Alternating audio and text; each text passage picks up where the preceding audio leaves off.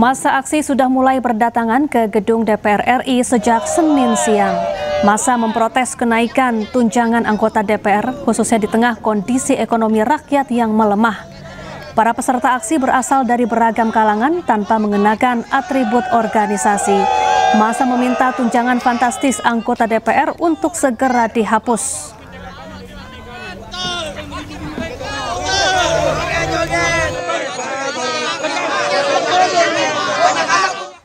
Ya, untuk mengetahui informasi terkini kita sudah bergabung dengan rekan Amrina Rida di depan gedung DPR RI Jakarta. Selamat siang Amrina, bagaimana suasana terkini jalannya aksi di depan gedung DPR RI?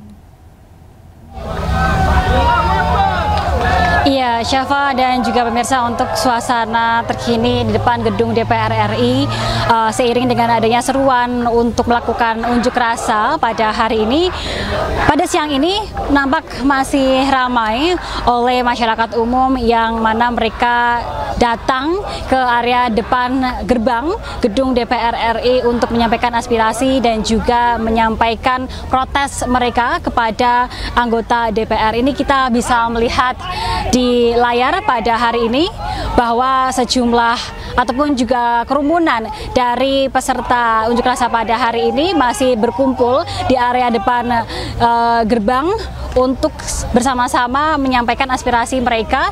Dan memang tadi beberapa kali kami melihat ada sejumlah orang ataupun juga peserta yang melakukan tindakan yang cukup ekstrim, misalnya adalah membakar kardus ataupun juga tadi melempar sejumlah botol minuman ke dalam area gedung DPR RI. Dan Syafa dan juga pemirsa, memang cukup berbeda dengan aksi ataupun juga demo-demo yang biasanya diinisiasi oleh organisasi ataupun juga aliansi mahasiswa yang cukup besar. Kalau kami perhatikan sedari pagi, memang dari peserta aksi pada hari ini mereka justru datang secara individual. Mereka datang sendiri-sendiri dari berbagai macam kalangan yang berbeda-beda. Sebagian dari mereka berasal dari ojek online, lalu juga ada masyarakat umum yang memang melihat di media sosial ada seruan aksi massa sehingga mereka memutuskan untuk mengikuti aksi pada hari ini, ataupun juga ada seseorang ataupun juga sejumlah masyarakat yang memang sengaja datang dari luar Jakarta untuk melaksanakan demo, yang mana mereka mengaku memutuskan untuk mengikuti unjuk rasa pada hari ini dikarenakan ada kekecewaan dan juga kemarahan besar dalam diri mereka, terutama berkaitan dengan adanya gaji dan juga tunjangan anggota DPR RI yang berada di angka yang tidak masuk akal, berarti di angka lebih dari 100 juta rupiah per bulannya. Mereka mengaku bahwa tunjangan dari anggota DPR RI yang berada di angka lebih dari 50 juta rupiah, terutama untuk tunjangan rumah, ini sangat kontradiktif dengan adanya rencana efisiensi dari negara, baik itu efisiensi bagi kementerian ataupun juga efisiensi dari sejumlah lembaga negara.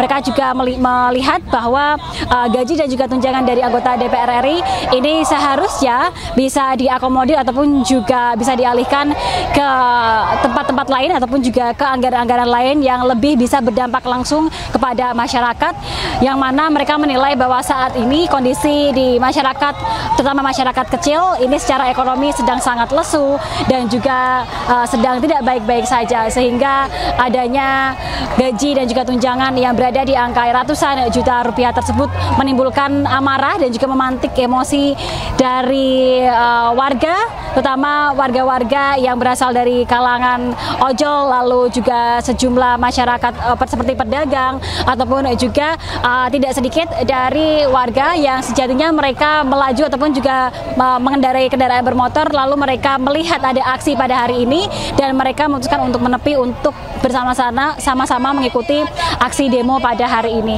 Dan Syafa dan juga pemirsa, kalau kami melihat memang saat ini berkaitan dengan adanya personel pengamanan dikarenakan memang dari peserta aksi pada hari ini mereka tidak diakomodir oleh lembaga ataupun juga organisasi tertentu, sehingga kami melihat ada sejumlah personel keamanan dari pihak kepolisian yang memang sedari sekira kurang lebih pada pukul 10 pagi tadi berkumpul begitu dari pihak pengamanan menjaga area depan gedung ataupun juga depan gerbang DPR RI, dan juga kami melihat tadi beberapa kali dari pihak pengamanan menghimbau kepada peserta aksi agar melaksanakan aksi unjuk rasa pada hari ini dengan tertib.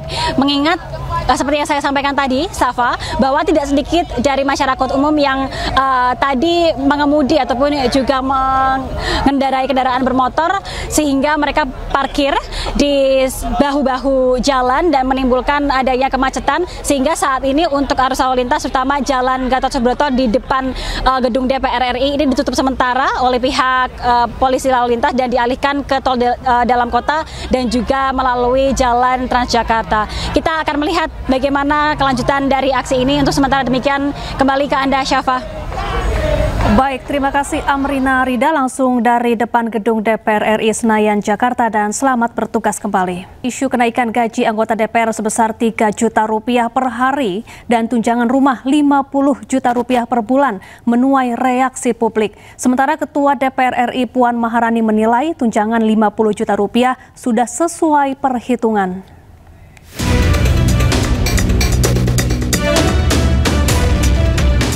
Gaji anggota DPR naik 3 juta rupiah per hari hingga bisa mencapai 100 juta rupiah per bulan. Belakangan isu itu ramai dibicarakan publik. Kenaikan terjadi lantaran anggota DPR 2024-2029 tidak lagi mendapatkan fasilitas rumah jabatan dan diganti dengan tunjangan rumah sebesar 50 juta rupiah per bulan.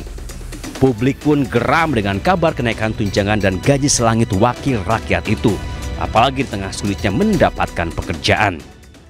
Kalau menurut saya mungkin perlu dikaji ulang ya, karena itu kan anggaran yang cukup besar dan dana yang cukup besar. Apalagi alasan dari pihak DPR sendiri karena banyak anggota yang dari luar Jakarta dan butuh tempat tinggal. Namun menurut saya itu masih terlalu besar untuk anggaran rumah bagi anggota DPR begitu. Sah-sah aja, cuman di situasi ekonomi yang saat ini masyarakat lagi pada sulit, itu kurang tepat aja waktunya menurut saya. Jadi tunjangan DPR yang dinaikkan itu belum tepat aja waktunya, dan saya secara garis besar tidak setuju sih. Menanggapi kemarahan publik, Ketua DPR RI Puan Maharani menjelaskan, menurutnya tunjangan rumah senilai 50 juta rupiah per bulan sudah sesuai dengan harga sewa rumah di sekitar Jakarta. Saat ini tidak ada kenaikan gaji.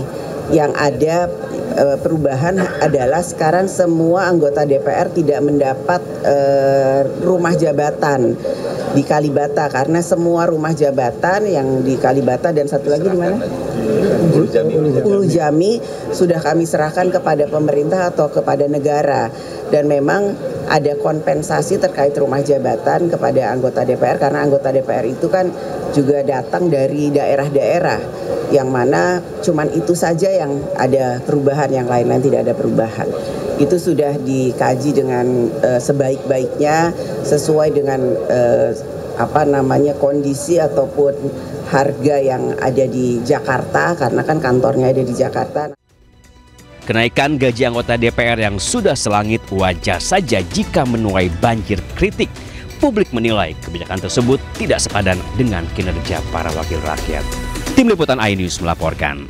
Ya pemirsa, di tengah pemerintah gencar melakukan efisiensi, selain gaji pokok, anggota DPR juga mendapatkan berbagai tunjangan yang fantastis. Salah satunya tunjangan rumah 50 juta rupiah. Per bulan anggota DPR bisa mengantongi pendapatan lebih dari 100 juta rupiah.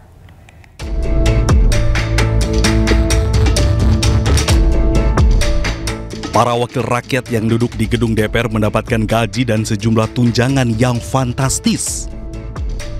Anggota DPR mendapatkan gaji pokok sebesar 4,2 juta rupiah. Di luar gaji pokok, anggota DPR juga mendapatkan berbagai tunjangan. Tunjangan melekat diantaranya tunjangan untuk istri atau suami sebesar Rp420.000. Tunjangan anak Rp168.000. Uang sidang per paket sebesar 2 juta rupiah. Tunjangan jabatan 9,7 juta rupiah. Tunjangan beras Rp30.090 per orang. Tunjangan PPh mencapai Rp2.699.813. Selain itu, anggota DPR juga mendapatkan tunjangan lain yang meliputi tunjangan kehormatan sebesar Rp5.580.000, tunjangan komunikasi sebesar Rp15.554.000, tunjangan peningkatan fungsi pengawasan dan anggaran sebesar Rp3.750.000. Anggota DPR juga mendapatkan bantuan listrik dan telepon sebesar Rp7,7 juta. Dan juga mendapatkan anggaran untuk asisten anggota mencapai Rp2.250.000. Dan saat ini, anggota DPR juga mendapatkan tunjangan rumah sebesar Rp50 juta per bulannya. Dengan demikian, total pendapatan per bulan anggota DPR RI mencapai Rp104 juta Rp51.903.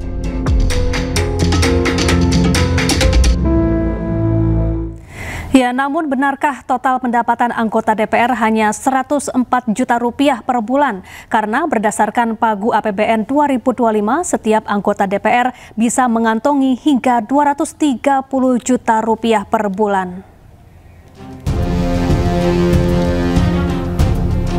Berdasarkan Pagu APBN 2025, gaji seluruh anggota DPR mencapai Rp1,6 triliun per tahun. Jika dibagi kepada 580 anggota DPR dan dibagi lagi ke dalam 12 bulan, maka total pendapatan anggota DPR sebetulnya bisa mencapai Rp237,9 juta per bulan. Ini adalah nilai maksimal yang disediakan negara untuk pendapatan anggota DPR. Kemudian jika ditambah tunjangan perumahan Rp50 juta per bulan, maka total pendapatan anggota DPR per bulan bisa mencapai Rp287,9 juta per bulan.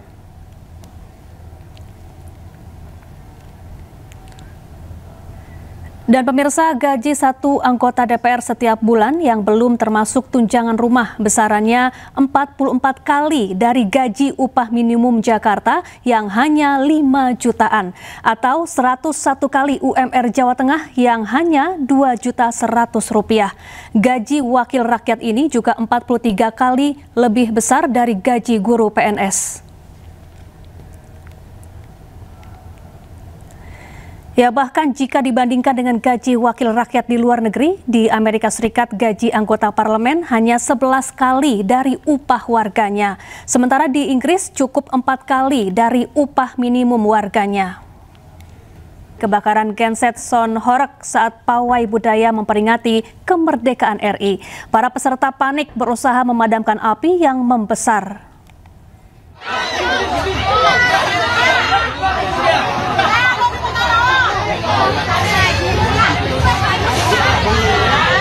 Sebuah genset sound horeg yang digunakan saat pawai budaya memperingati kemerdekaan ke-80 RI di Desa Pejaten, Bondowoso, Jawa Timur terbakar.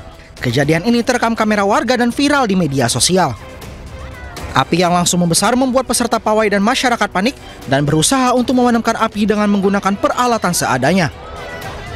Diduga genset mengalami korsleting akibat cuaca panas di sekitar lokasi hingga muncul percikan api. Api kemudian membesar dan sempat merembet ke beberapa barang di dekatnya. Dengan Sabtu 16 telah terjadi kebakaran pada genset sound. Jadi karena cuaca panas, kemudian genset tidak ditutupi, akhirnya terjadilah korsleting listrik yang mengakibatkan genset peserta ini mengalami kebakaran.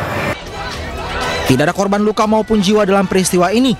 Meski demikian, pawai budaya kembali berjalan lancar. Dari Bondowoso, Jawa Timur, Rizky Amirul Ahmad, iNews melaporkan. Pemirsa, viral oknum DPRD Komisi 3 Palembang baku hantam saat rapat masalah pengelolaan air limbah dengan ASN PPK PUPR Kota Palembang. Baku hantam terjadi diduga akibat kesalahpahaman.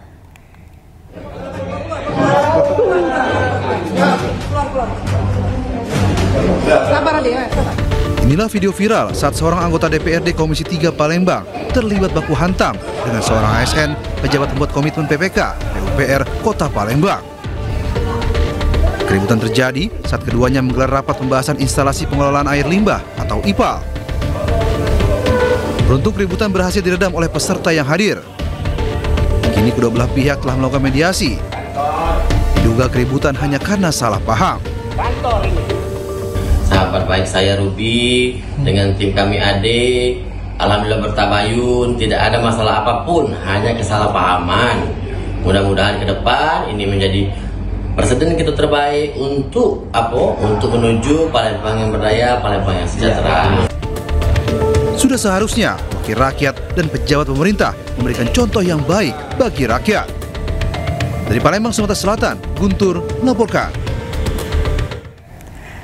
Pemirsa, 4 otak pelaku penculikan dan pembunuhan Kepala Cabang Bank BUMN berhasil diringkus. Saat ini total ada 8 pelaku yang telah berhasil ditangkap polisi. Mepet tuh, Teng. Mepet depan. Hah? Aksi kejar-kejaran mewarnai penangkapan aktor intelektual, penculik dan pembunuh Kepala Cabang Bank BUMN.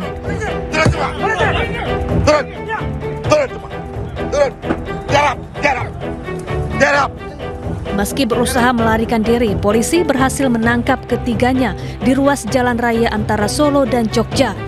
Penangkapan pun berlangsung dramatis dan disaksikan pengendara yang lewat.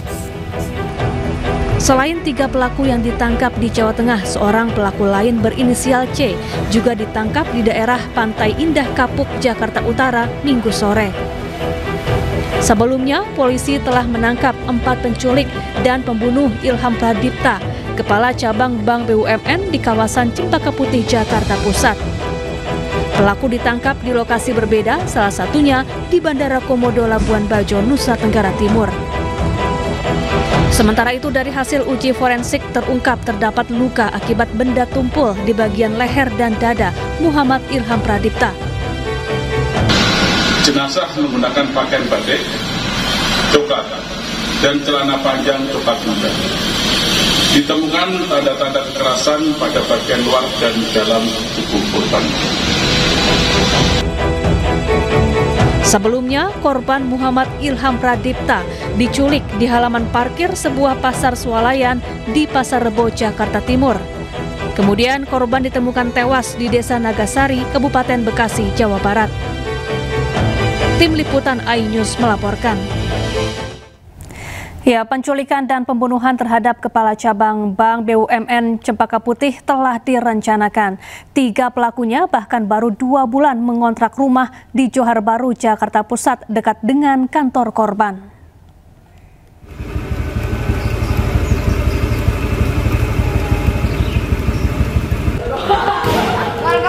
Rumah nomor 42 di Jalan Johar Baru, Jakarta Pusat inilah yang ditempati ketiga pelaku penculikan dan pembunuhan terhadap Kepala Cabang Bank BUMN Cempaka Putih Muhammad Ilham Pradipta. Ketiga pelaku ternyata baru 2 bulan menempati rumah kontrakan ini. Ketiganya sempat melapor ke RT setempat dan menyerahkan kartu identitas diri. Para tetangga tak menyangka ketiganya merupakan pelaku kejahatan karena dikenal ramah dan pandai bersosialisasi.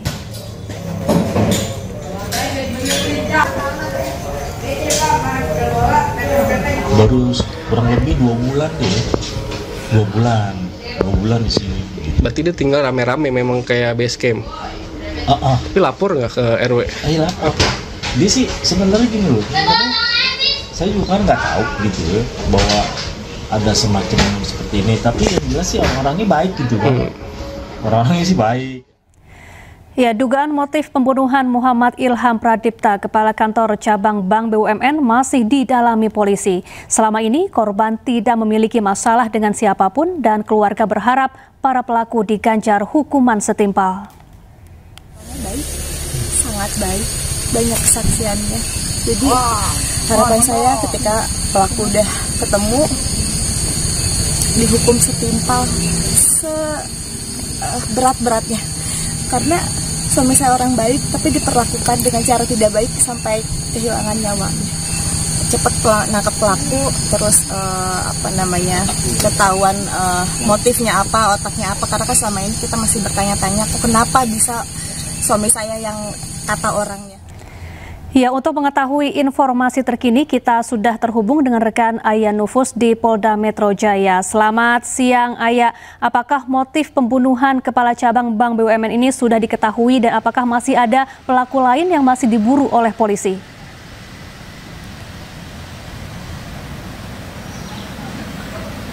Ya, selamat siang Syafa dan juga pemirsa. Pengungkapan motif dan juga pelaku lainnya terkait dengan penculikan dan juga pembunuhan Kepala Cabang salah satu bank di Jakarta ini masih terus berlangsung dan kami sudah berada di Polda Metro Jaya untuk menunggu hasil dari penyelidikan lebih lanjut. Dan sejak jasad dari Kepala Cabang ini ditemukan di Bekasi beberapa waktu yang lalu, Syafa dan juga pemirsa, pihak Polda Metro Jaya dari Subdit Jatantras Polda Metro Jaya ini telah berhasil menangkap 4 pelaku baru di 2 tempat yang berbeda, di mana 3 pelaku ditangkap pada hari Sabtu yakni pukul 20.15 waktu Indonesia Barat di Solo, Jawa Tengah, sementara 1 pelaku lainnya yang berinisial C ini ditangkap di Pondok Indah Kapuk, Jakarta Utara pada hari Minggu yakni tepatnya pukul 15.30 waktu Indonesia Barat. Dan 4 orang pelaku ini dikatakan sebagai pelaku atau aktor intelektual dalam kasus penculikan dan juga pembunuhan Kacap ini, yang mana hingga saat ini proses dari penyelidikan masih terus berlangsung dan sebelumnya penangkapan ini pun memang sempat berlangsung dramatis begitu ya. Dan hingga saat ini siapa juga pemirsa, kami sudah bertanya langsung kepada pihak Jatantras bahwa memang proses penyelidikan masih terus berlangsung dan tadi berdasarkan informasi yang kami dapatkan terakhir kalinya hari ini memang rencananya Polda Metro Jaya dari Subdit Jatantras akan melakukan konferensi pers untuk mengungkap hasil penyelidikan dari total ada 8 pelaku yang sudah berhasil ditangkap. Apakah ada pelaku baru atau mungkin motifnya sudah terungkap, dan rencananya konferensi pers akan dilakukan sekitar pukul 15.00 waktu Indonesia Barat. Dan terkait motif memang siapa dan juga pemirsa di publik sudah beredar begitu ya dugaan-dugaan terkait dengan motif dari penculikan dan juga pembunuhan dari Kacap salah satu bank ini, diantaranya adalah terkait dengan dugaan adanya penagihan hutang hingga beberapa motif lainnya yang mungkin sering saja terjadi dalam kasus-kasus seperti ini, seperti contohnya dendam pribadi ataupun perampokan barang-barang berharga. Namun tentu saja kita akan terus menunggu seperti apa hasil resmi dari Polda Metro Jaya terkait dengan motif dan juga pelaku baru yang menjadi otak dari penculikan dan juga pembunuhan ini. Sementara demikian, Syafa. Baik, terima kasih Aya Nufus langsung dari Polda Metro Jaya, dan kita nantikan rilis resmi yang akan segera disampaikan oleh kepolisian di sana.